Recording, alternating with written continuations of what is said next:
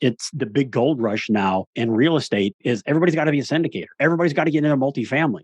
All right, look, are you sure you're ready for this? Because it is a lot. And a lot of people start chasing dollars. They do it for the wrong reasons. Don't do it to chase the dollar. The dollar will come if you do it effectively. Your network is your net worth. Come listen to some of the most successful people I know share invaluable knowledge, stories, and advice in real estate, business, and beyond. This is Weiss Advice. Whether you want to take your business or personal life to the next level, look no further. Welcome back to another episode of Weiss Advice. I am your host, as always, Yona Weiss, and with me today, I have an incredible guest. I mean, when I say incredible, I mean someone who is going to blow your socks off. That's right. I have Bruce Petersen, the apartment guy, with us today, all the way from Austin, Texas. What's going on, Bruce? Not a whole lot, man. Just freezing. Not a whole lot. Down here. It's actually 27 degrees when I woke up this morning. That's not supposed to happen in Austin, although it has been the last couple of years. Well, I was very humble that nothing much is going on when you just told me before the call that you just closed on an apartment deal. So that's something. Yeah. I mean, of course, we've got all kinds of stuff going on. We've got online education being launched in probably a week. So I'm trying to get all that troubleshooting worked through right now. We just bought a property, maybe going to offer another property really quick. Lots of travel coming up. So yeah, super, super busy, but it's fun. Amazing. Now, you've been in the multifamily, just to give our listeners a little background, a little context, who we're talking about today, been in the multifamily business for quite a long time, I think longer than most syndicators that make themselves famous on the internet today, and have gone through the way it's been done, the right way and the wrong way. And I think more than anything, you kind of like to show the light of what syndication is really like, as can be shown clearly from the title of your recent book. Syndication is a certain word that I don't like to say on this, but if my editors want to make a bleep sound there, then we can do that. So yeah, the book, it was driven by the fact that I was tired of seeing people get not taken advantage of necessarily, but just not being given the full picture of what syndicating is really all about when these different groups are trying to teach everybody to be a syndicator or deal sponsor. They only tell you the rainbows and the lollipop stuff, the unicorns. And I wanted to write a book to say, hey, it is what they say it is, but there's a whole lot of other stuff that goes along with it. And I need you to understand what you're getting yourself into. If you still want to syndicate, fine. I think you should syndicate if that's what you want to do.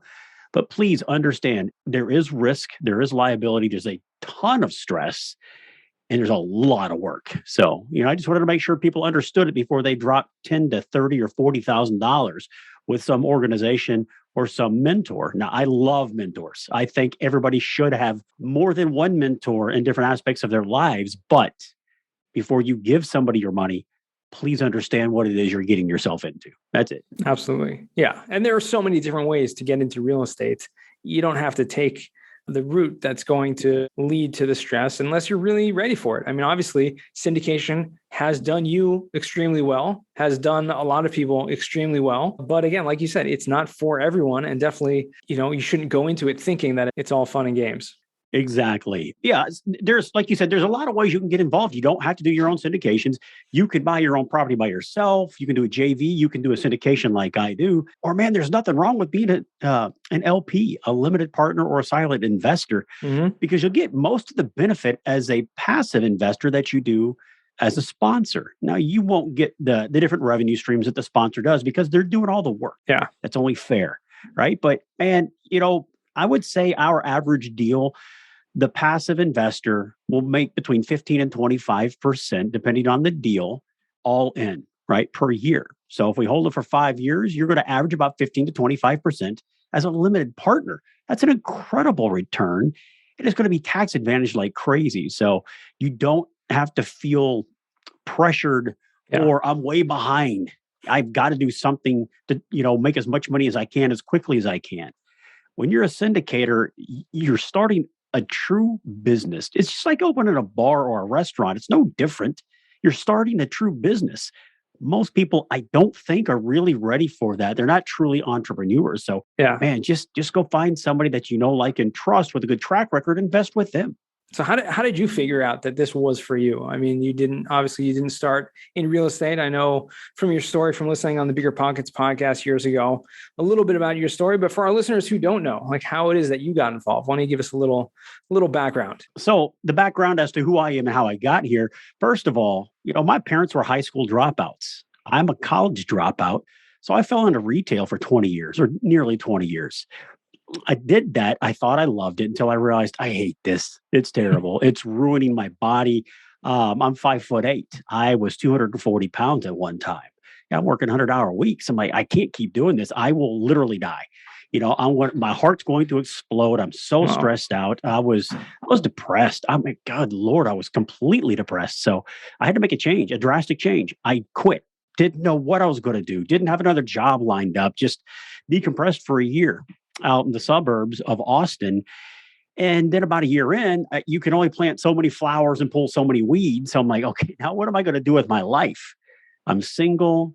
I don't have a job. I've saved quite a bit of money because I was a Dave Ramsey guy back in those days. So I just sat down at the computer trying to figure it out. And I found somebody that would teach me how to invest in real estate. And luckily for me, they specialized in multifamily and syndications within multifamily. So I connected with her, and she taught me how to do it. She helped me along the way for my first 3 deals, a 48 unit, a 120 unit, and a 256 unit. And then, kind of took the training wheels off and I was off on my own and I've not looked back. It's the most rewarding thing I've ever done. It's by far the most lucrative thing I've ever done. But also it is absolutely without question the most stressful thing I've ever done. Even more stressful than working in retail. Yeah. Retail, I can go home at the end of the day and it's over. Now I got to go back and face whatever the burning fire of the day is the next day. But at least when I go home, it's over, right? Wow. There are people above me. I'm the guy. I'm the CEO, the president, whatever you want to call me. It's my company. All of it stops with me. I have my own management company in Austin and in Nashville. If something happens that my leasing professional does something wrong, it's my fault. Mm-hmm. And I don't think a lot of people understand that either. Talking about how stressful it is, how much work it is. Everything that happens on my watch in my company, it's all my fault. Of course. But I didn't do it. Yeah, but you hired the person that did it. And you're the person on the hook legally very often. So absolutely, it might have been that person, but it's also going to be your company. And it's also going to be you on the other end of that lawsuit. And that's going to happen every once in a while. So yeah, it's fun, but yeah, there's a lot of stress and responsibility that comes with it. Yeah. And that's a really good point you make about, having the responsibility for the team. Obviously you have a lot of employees. You have people working property management companies that are running the properties. But at the end of the day, like you said, it is your responsibility. And you're talking about, multi-million-dollar businesses in a lot of these cases, the properties that you are managing. And so the property manager that you're hiring that's, being paid $30,000, $40,000 a year for what they're doing, they don't really have the true responsibility or the wherewithal to be able to handle that type of business. And so you really do need to have the oversight and make sure that you're on top of them.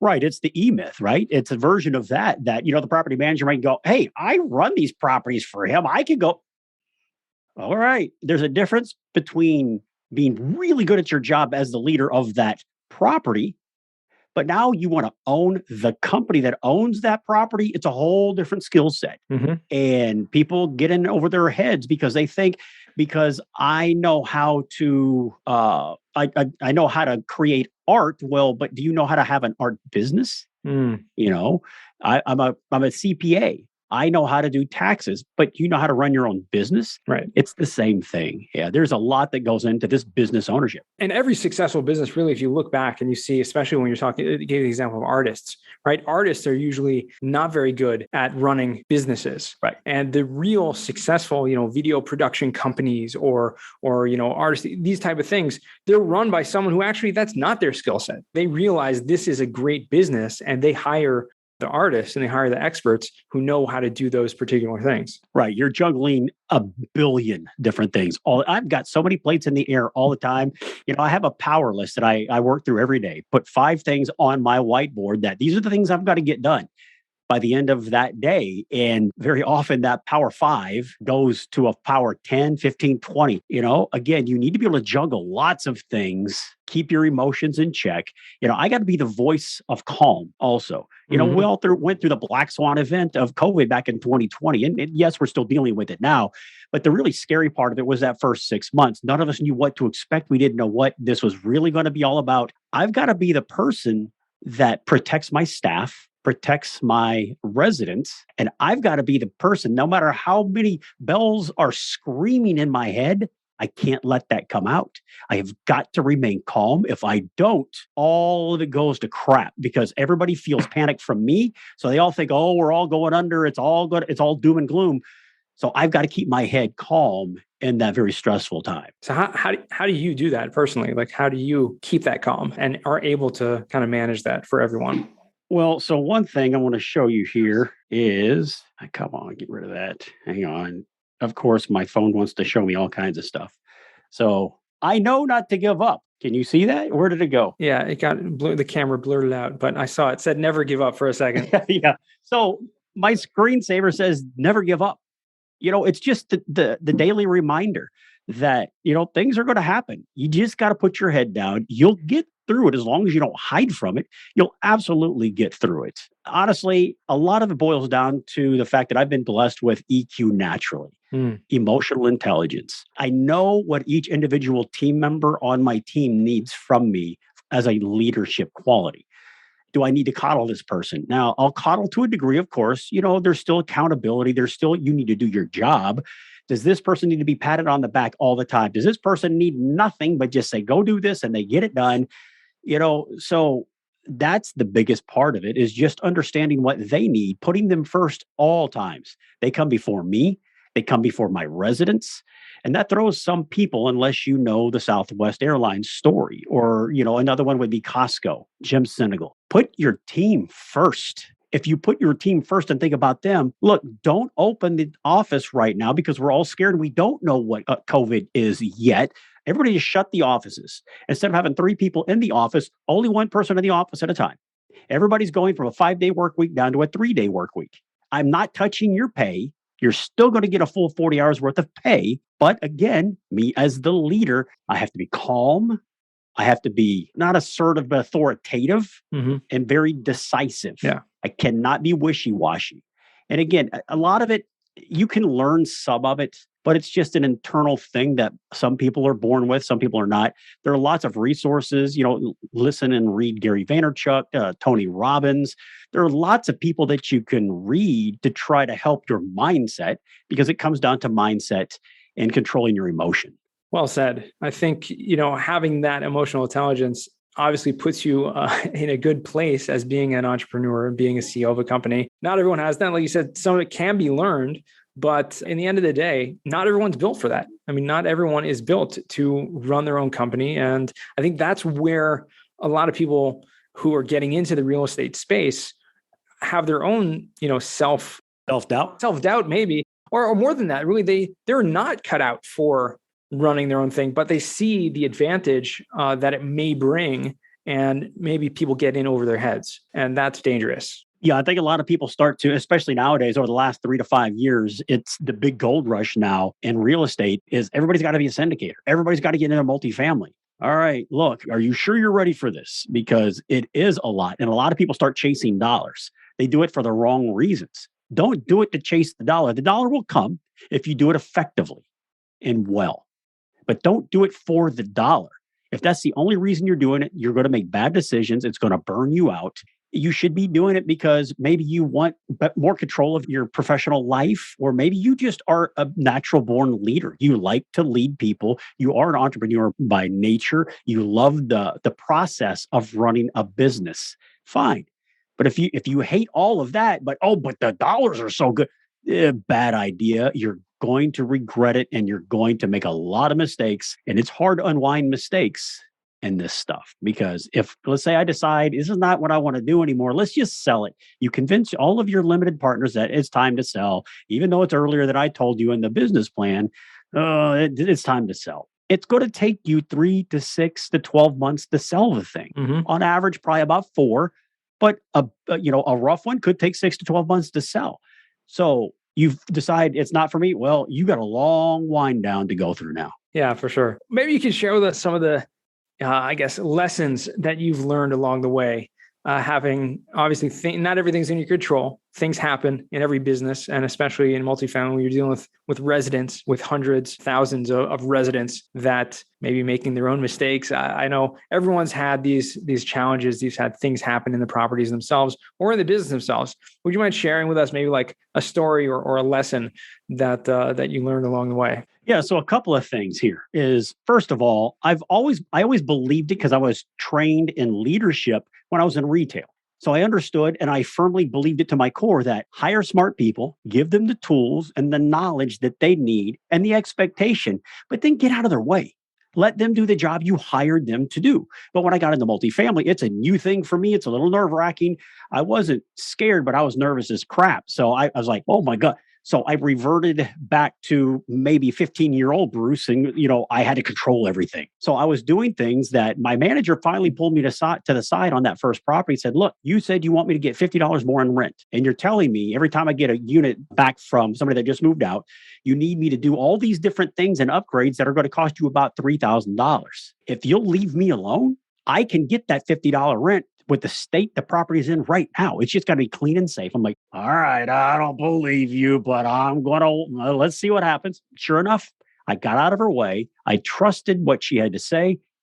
And she was getting more than $50 rent bumps without spending any additional money. And then I went, no, wait a minute. Why did I have to go through that exercise? I've always believed that, but I was in a new, uncertain, and uncomfortable situation for me. So I kind of started pulling it all in. I'll make all the decisions. Bad idea. And then the second thing is what I do empower other people. So I don't interact with residents at all. The beauty of that, now, there are a lot of people that do what I do or want to do what I do, and they're control enthusiasts. They have to be involved in everything. Oh, if I'm not doing everything, something's going to burn down, or I'm going to get sued, or something's going to happen.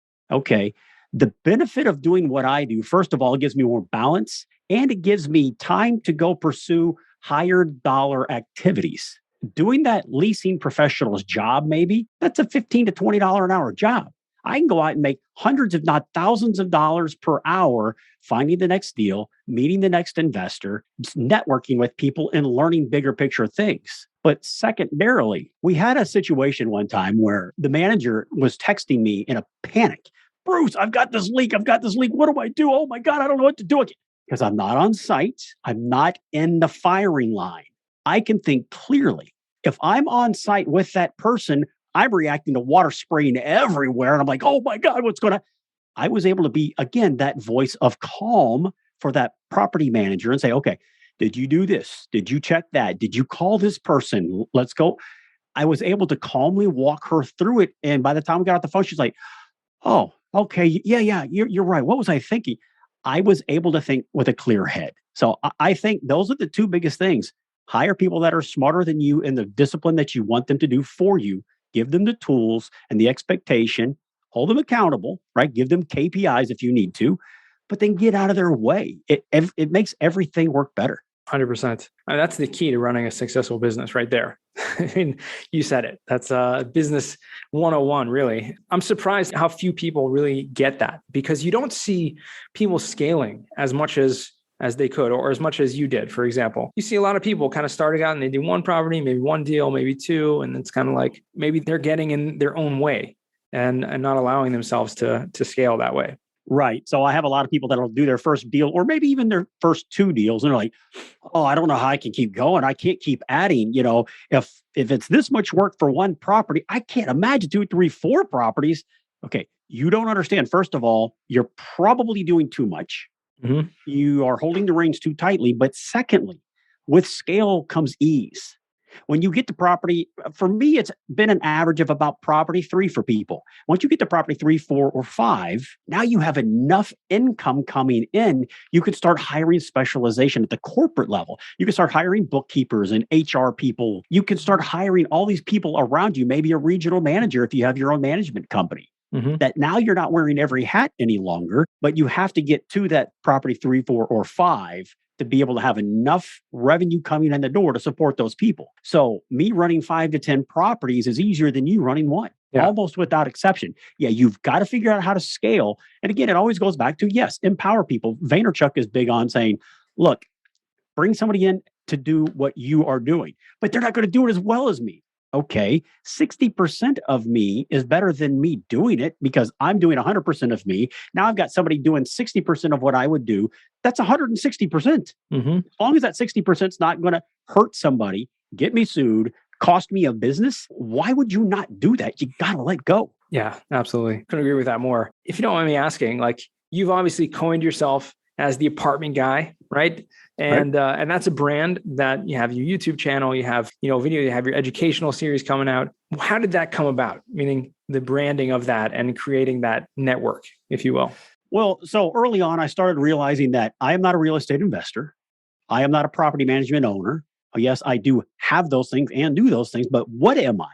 I'm a syndicator. Well, what is a syndicator? What does that mean? I raise money for a living. That's my job. I can make a lot of people a lot of money, but if I can't raise the money, I can't make anybody any money. So it was, I guess you would call it first principles. That's a big term flying around right now, but I had to break it down. What do I do? Okay, I need to raise money. How do I raise money? I need to brand myself. This was before I found Vaynerchuk. Found him about 4 or 5 years ago. And I love that guy. He talks about brand all the time and how important it is. But I understood that I need to brand myself.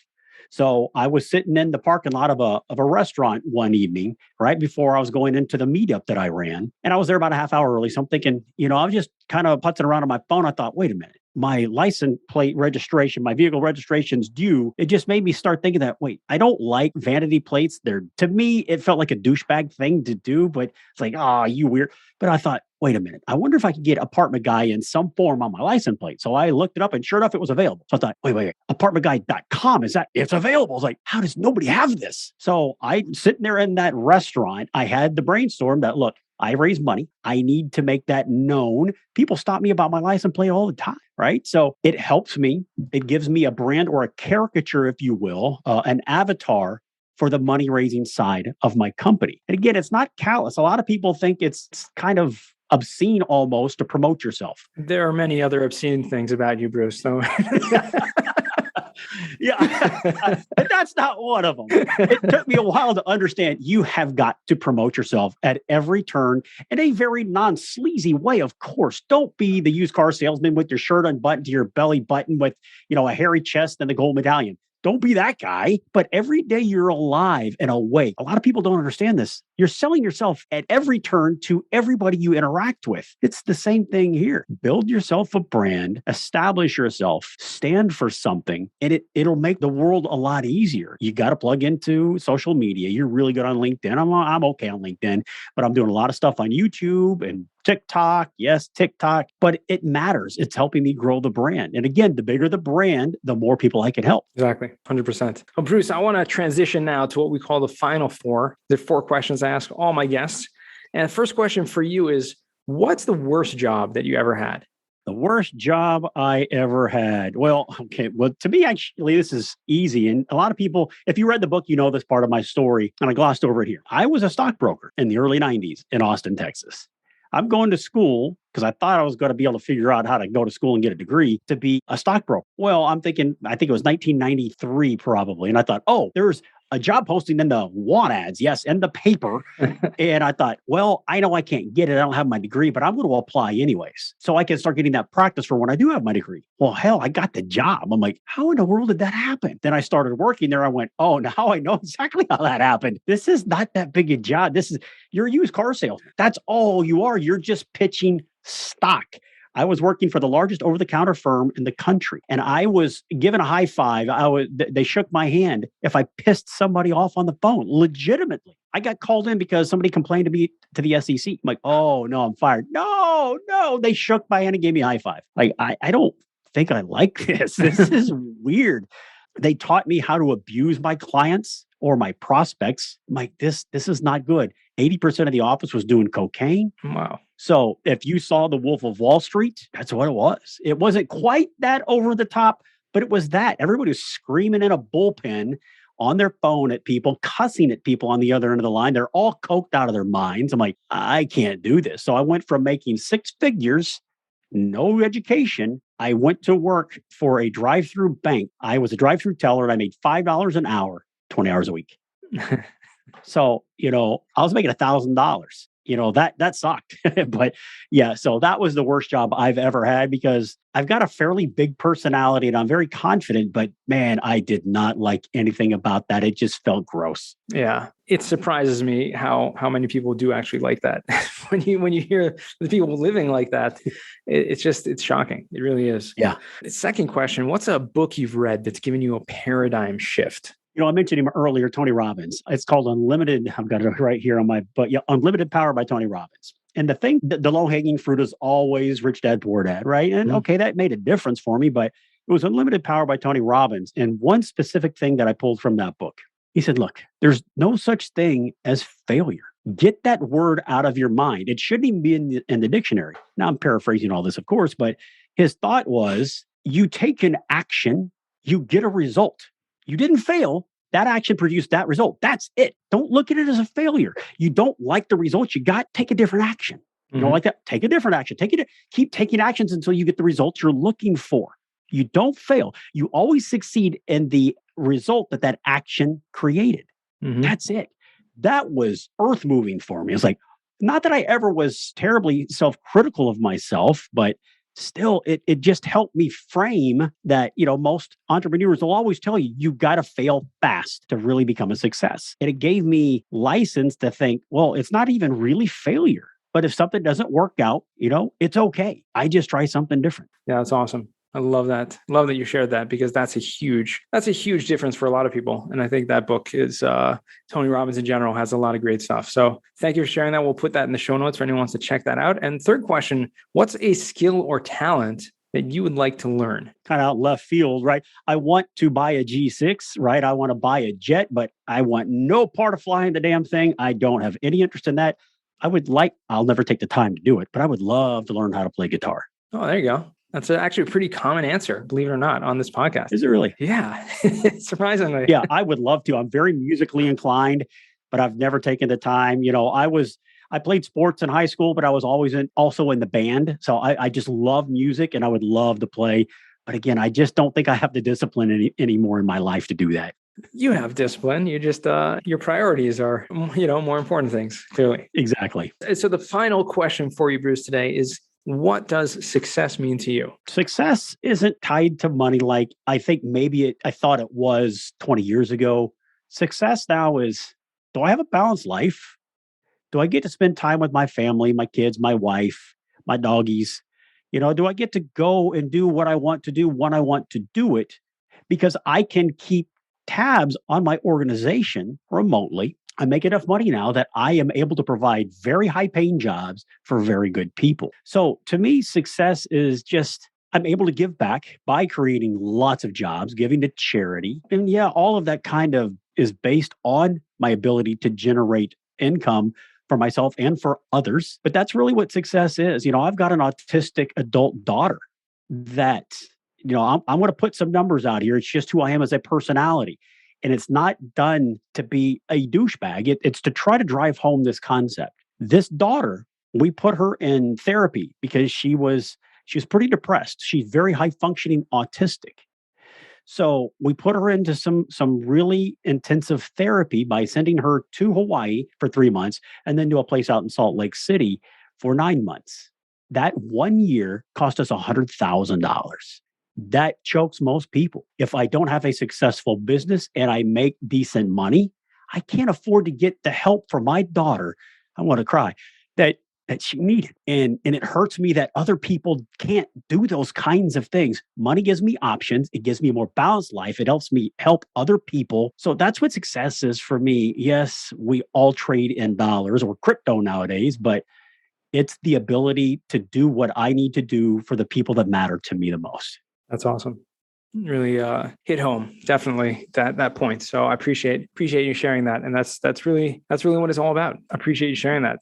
Where can our listeners find you or reach out to you? So I'm on LinkedIn, apartment guy. I'm also the apartment guy. It's Bruce APTGUY Petersen on TikTok. That's where I'm most active. And then YouTube, I'm the apartment guy also. I've got apartmentguy.com, apt-guy.com, and we're launching relaunching Streetversity, which is my online education that will be exceptionally inexpensive, like less than $50 to join and get access to all my education, access to me virtually. So you can get that at streetversity.com, and that'll launch in about a month. Awesome. Well, probably right around the time this podcast will go live. So perfect. We'll make sure to put all that information in the show notes as well. And thank you so much for taking the time today, Bruce. It was a pleasure. It really was. Thank you for having me. I really appreciate it. Yeah, definitely. And to our listeners, thanks for joining all the way to the end and listening in. And I hope you learned something today. I certainly did. And remember, the best advice comes only when you ask. Real quick, I have one question for you. Did you like this episode? If you did, I want to ask you a huge favor. See, the biggest thing that helps this podcast grow and that will spread this message to the whole world is that if you leave a review, a rating, and subscribe to the podcast. What that does is it basically tells the platforms that this podcast is out on is that you like my stuff and I'm doing something right. So take a few seconds out of your day, hit that subscribe button, leave a rating or review. I would be extremely grateful. Also, I want to hear from you guys. So I want to hear some feedback. If you have any questions for future episodes, please find me on LinkedIn. Send me a DM, a connection request, Yona Weiss, and I'd love to hear from you.